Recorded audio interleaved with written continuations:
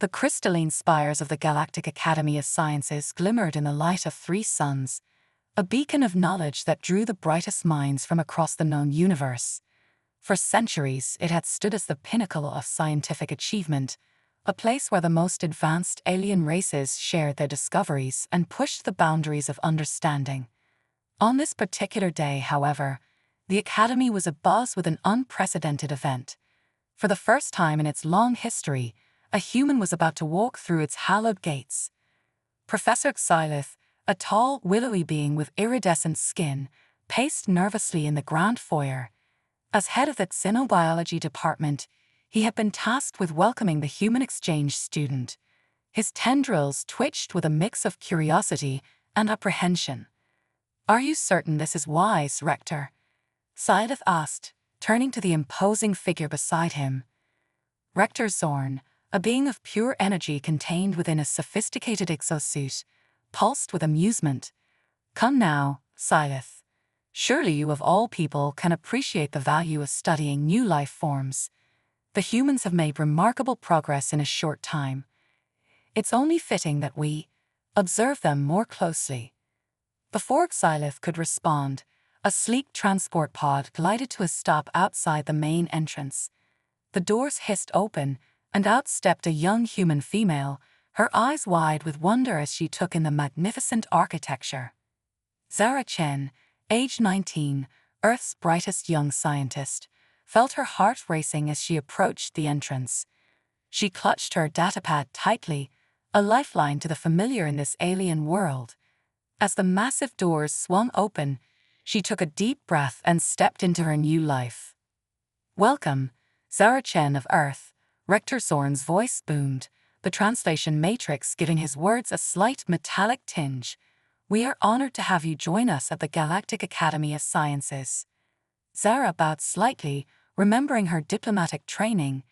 "The honor is mine, Rector. I hope to learn much and contribute what I can to the pursuit of knowledge." Professor Xylith studied the human with undisguised fascination. She was smaller than he had expected, with a fragile-looking exoskeleton and only 2 arms.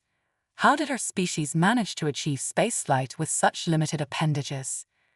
"I am Professor Xylith," he introduced himself, extending a tendril in greeting. "I will be your primary advisor during your stay."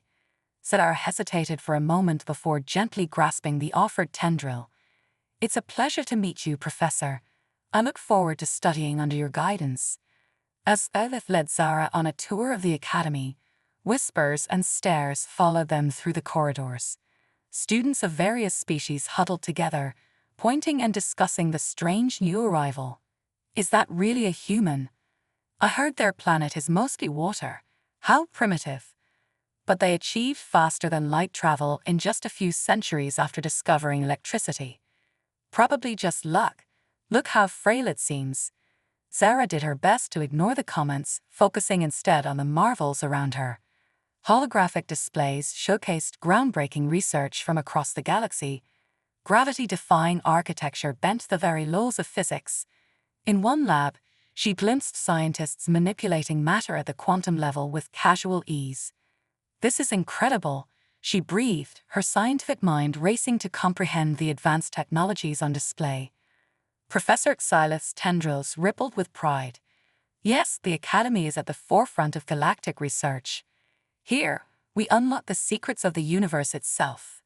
As they entered the xenobiology department, Zara's eyes were drawn to a group of students gathered around a workstation. Curious, she approached, with Xylith close behind. "Ah, excellent timing," Xylith said. "Students, please welcome Zara Chen, our exchange student from Earth." The alien students turned, their expressions a mix of curiosity and skepticism. One of them, a bulbous creature with multiple eye stalks, spoke up. "Professor, we're having difficulty with a protein synthesis simulation. The molecular bonds keep destabilizing at the 3rd stage." Zara appeared at the holographic display, her mind quickly analyzing the problem. Without thinking, she reached out to adjust the parameters. "Wait!" Xylith cried out, but it was too late. To everyone's surprise, the simulation stabilized, the complex molecule forming perfectly. How did you do that? The ISTOP student asked, astonishment evident in their voice. Zara blinked, suddenly aware of all eyes on her. Oh, I just noticed that the hydrogen bonds were slightly misaligned. It's a common issue in Earth biochemistry simulations. Professor Xylith's tendrils rife with excitement. Fascinating. It seems our human guest has some insights to offer after all. Perhaps we should integrate some Earth-based scenarios into our curriculum. As word of Zara's small triumph spread through the academy, attitudes began to shift. What had started as mere curiosity about the human was now tinged with a grudging respect. However, not everyone was pleased with this turn of events. In a shadowy corner of the lab, Professor Vex, a longtime rival of Xylith, watched with narrowed eyes. This human could upset the balance we've maintained for eons. Vex muttered to a colleague, "We must be cautious. Who knows what other surprises she might bring." As the day drew to a close, Zara found herself in her assigned quarters, her mind reeling from all she had experienced. She activated her personal communit, sending a message back to Earth. Day 1 at the Galactic Academy of Sciences complete, she recorded, a smile in her voice. "It's more amazing than we ever imagined, but I can already tell it won't be easy. Some welcome the new perspectives I bring, while others seem threatened. I'll have to work hard to prove myself and show them what humanity has to offer." She paused, looking out the window at the alien skyline. "One thing's for certain, nothing will ever be the same, for me or for them." As Zara drifted off to sleep, the academy hummed with activity, unaware that the arrival of this single human was about to catalyze changes that would reshape the scientific community of the entire galaxy. Challenging perceptions. Weeks passed, and Zara found herself settling into a routine at the Galactic Academy of Sciences. Each day brought new wonders and challenges as she navigated the complex world of advanced alien academia. Her initial triumph in the xenobiology lab had earned her a measure of respect, but she knew she still had much to prove. One morning, Professor Xylith announced a major project to the xenobiology class. "Your task," he said, his tendrils waving with excitement, "is to design a theoretical ecosystem capable of sustaining life on a harsh exoplanet. You will work in teams, and the best proposal will be submitted to the Galactic Terraforming Initiative." Zara felt a mix of excitement and trepidation as the class broke into groups.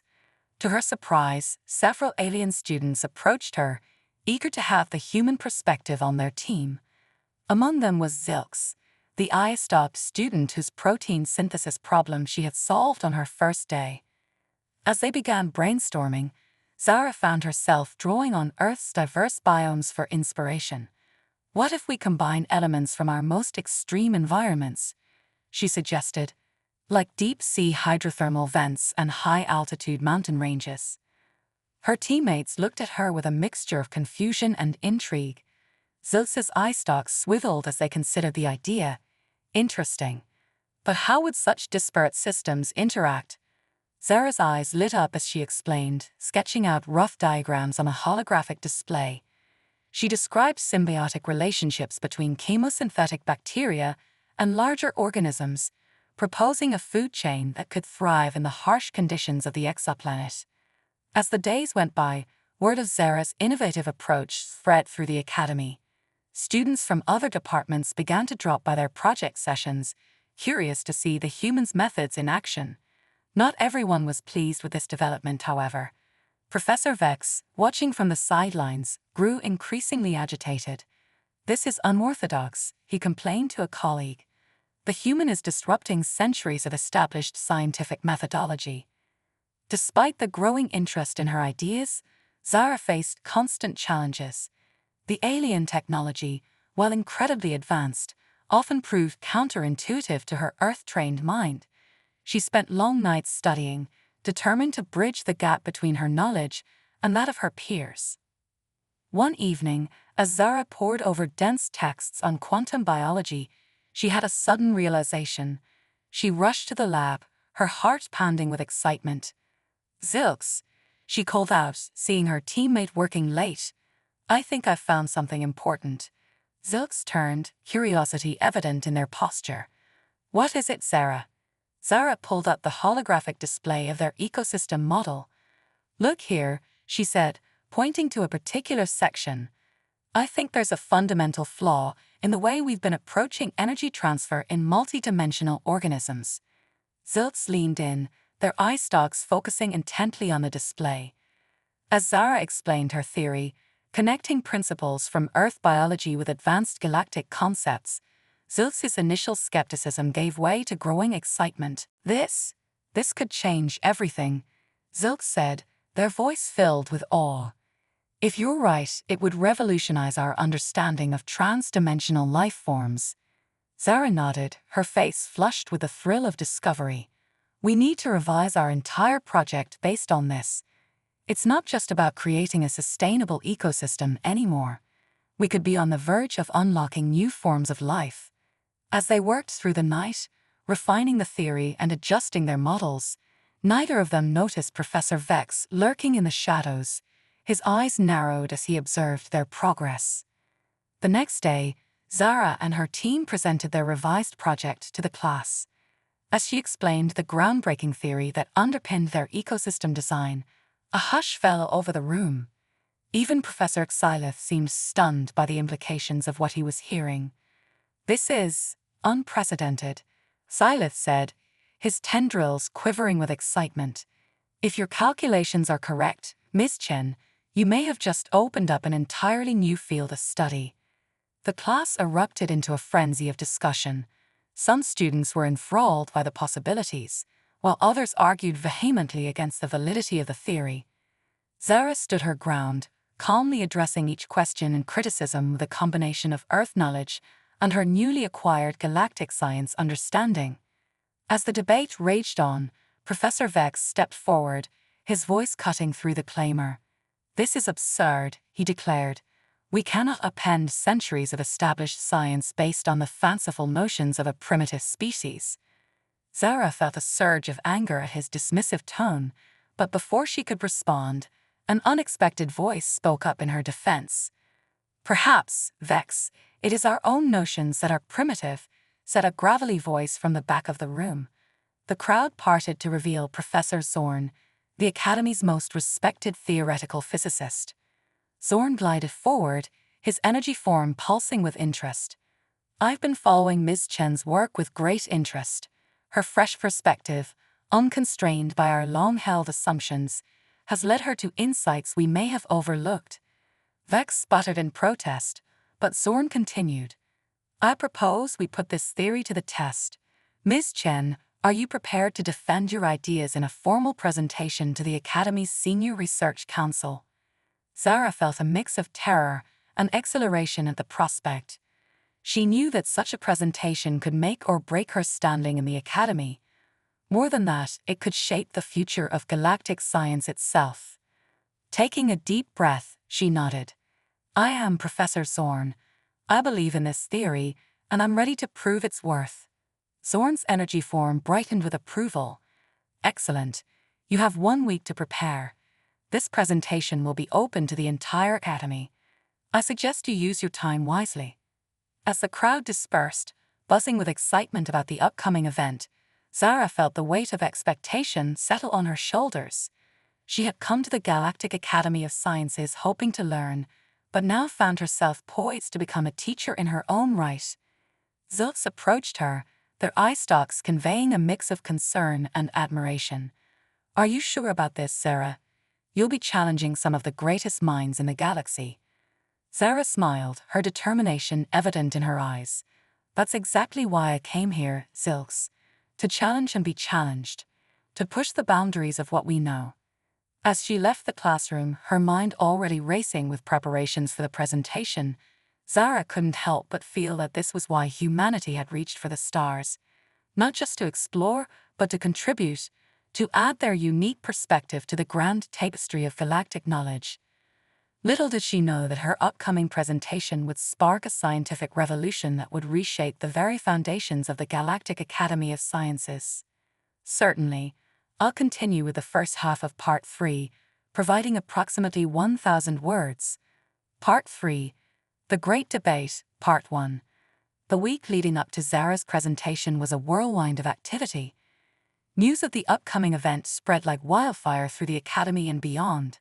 Scientists from across the galaxy requested permission to attend, eager to witness what some were already calling the Great Debate.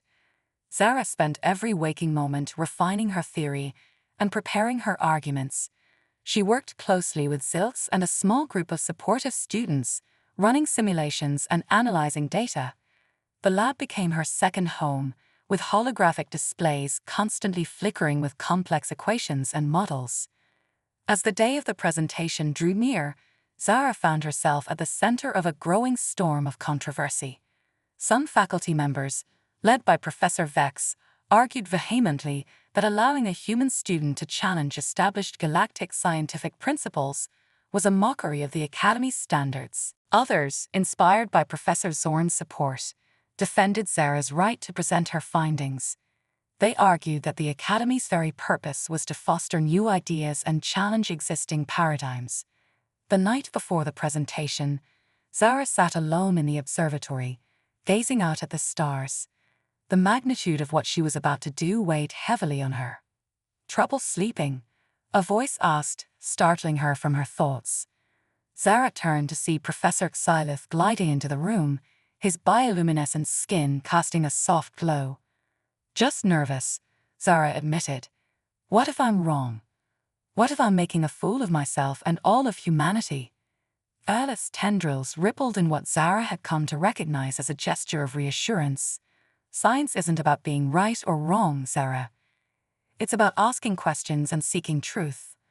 Whatever the outcome tomorrow, you've already succeeded in pushing us to think differently." Zara smiled, feeling some of her anxiety ease. "Thank you, Professor. That means a lot." As Xylith left, Zara turned back to the star-filled view, drawing strength from the thought of all the human scientists who had come before her, pushing the boundaries of knowledge against all odds. The day of the presentation arrived, and the Academy's grand auditorium was packed to capacity. Beings of all shapes and sizes filled the seats, their varied appendages and sensory organs creating a dizzying array of colors and movements. Zara stood backstage, taking deep breaths to calm her nerves. Zilks was there, offering silent support, their eye stalks radiating encouragement. "Remember," Zilks said, "you've earned the right to be here. Your ideas have merit, regardless of what anyone else thinks." Zara nodded, grateful for her friend's support. As she heard her name announced, she squared her shoulders and walked out onto the stage. The auditorium fell silent as Zara took her place at the central podium. She looked out at the sea of alien faces, some curious, some skeptical, some openly hostile. At the front, she saw Professor Xylith and Professor Zorn, both nodding encouragingly. Professor Vex sat nearby, his expression unreadable. "Esteemed colleagues," Zara began, her voice steady despite her nerves, "I stand before you today to present a theory that challenges our fundamental understanding of trans-dimensional biology." As she launched into her presentation, holographic displays sprang to life around her, illustrating complex models and datasets. Zara explained how her study of Earth's extremophiles had led her to question certain assumptions about energy transfer in multidimensional organisms. By combining principles from Earth's quantum biology with advanced galactic concepts, she explained, we can postulate a new model for how life might exist and thrive across dimensional boundaries. As she delved deeper into the technical aspects of her theory, Zara could see a shift in the audience. The initial skepticism was giving way to intense focus. Even some of the more hostile faces showed signs of grudging interest. However, as she reached the crux of her argument, a voice cut through the auditorium. "This is preposterous." Professor Vex stood up, his face contorted with anger. "You're asking us to discard centuries of established science based on the primitive understanding of a species barely out of its cradle." Murmurs rippled through the crowd. Zara felt a moment of panic, but then remembered Silas' words from the night before. "With all due respect, Professor Vex," she replied, her voice calm but firm, "science progresses by challenging established ideas. The age of a species doesn't determine the validity of its insights. After all, some of the youngest stars burn the brightest. A ripple of appreciative murmurs ran through the audience. Professor Zorn's energy form pulsed with what seemed like approval. Emboldened, Zara continued, "I'm not asking you to discard anything. I'm inviting you to expand our collective understanding, to explore possibilities we might have overlooked." She turned back to her presentation, bringing up a new set of simulations. "Consider this model," she said, manipulating the holographic display. "It shows how energy could be transferred across dimensional boundaries in a way we haven't previously considered." As the simulation played out, gasps of surprise and excitement echoed through the auditorium. Even some of the most skeptical scientists leaned forward, their eyes, or equivalent sensory organs, fixed on the display.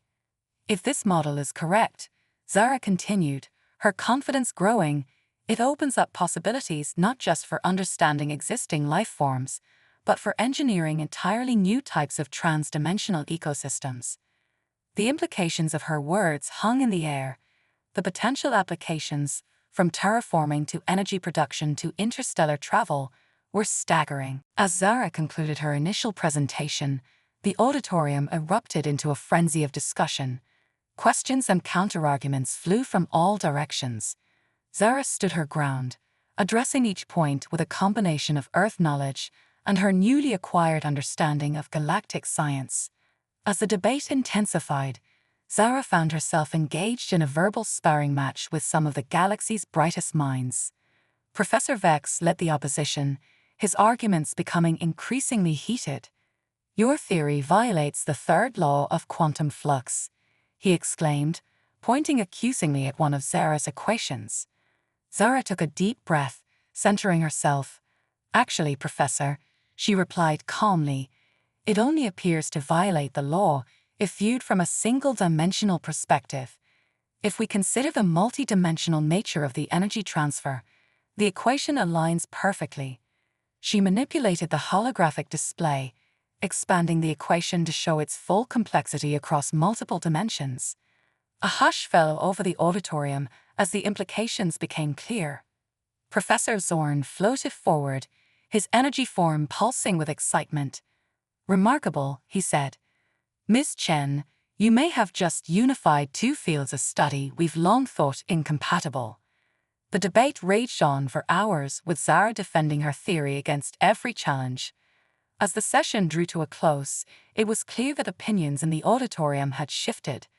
While not everyone was convinced, many were intrigued by the possibilities Zara's theory presented. Professor Xylith stepped forward to address the assembly. "Colleagues, we have witnessed something extraordinary today. Regardless of our individual opinions, we cannot deny that Ms. Chen's work merits further investigation." He turned to Zara, his tendrils rippling with what she now recognized as pride. "Ms. Chen, the Academy would like to offer you the resources to continue your research and develop your theory further." Zara felt a surge of emotion, relief, pride, and excitement all mixed together. She had done it. She had not only held her own among the greatest scientific minds in the galaxy, but had also opened new avenues of research. As the assembly dispersed, buzzing with excitement and controversy, Zara knew that this was just the beginning. She had challenged perceptions, sparked new ideas, and in doing so, had taken the first step toward reshaping galactic science. The human perspective, it seemed, had found its place among the stars. In the weeks following her groundbreaking presentation, Zara found herself at the center of a scientific whirlwind. The Galactic Academy of Sciences had granted her a specialized research lab to further develop her theory, and she now led a diverse team of alien scientists eager to explore the implications of her work. However, with increased prominence came increased scrutiny. While many in the scientific community embraced the fresh perspective she brought, others viewed her ideas as a threat to the established order. Zara often felt the weight of both human and galactic expectations on her shoulders. One morning, as Zara entered her lab, she found Professor Xylith waiting for her, his tendrils twitching with nervous energy. "Zara," he said, his voice low, the High Council has issued a challenge. They want proof, tangible, irrefutable evidence that your theory holds true in practice. Zara felt a mix of excitement and apprehension. What kind of proof are they looking for? Silas' bioluminescence flickered anxiously. They want you to create a stable trans-dimensional microcosm, a self-sustaining ecosystem that exists across multiple dimensional planes. Zara's eyes widened. What the Council was asking for was not just ambitious, it was revolutionary. If successful, it would not only prove her theory but also open up entirely new fields of study and technological applications. How long do we have? She asked, her mind already racing with possibilities. 3 galactic standard months, Silas replied. And Zara, be careful, not everyone wants you to succeed. As Zara assembled her team and began work on the project, she couldn't shake the feeling that they were being watched. Strange equipment malfunctions plagued their early efforts, and key data would occasionally go missing, only to reappear hours later. Zilks, who had become Zara's closest ally, voiced their concerns one late night as they pored over simulation data. I think someone's trying to sabotage us, they said, their eye stalks swiveling nervously. Zara nodded grimly. I've had the same feeling, but we can't let it stop us. We'll just have to be more vigilant. As the deadline approached, the team made a breakthrough.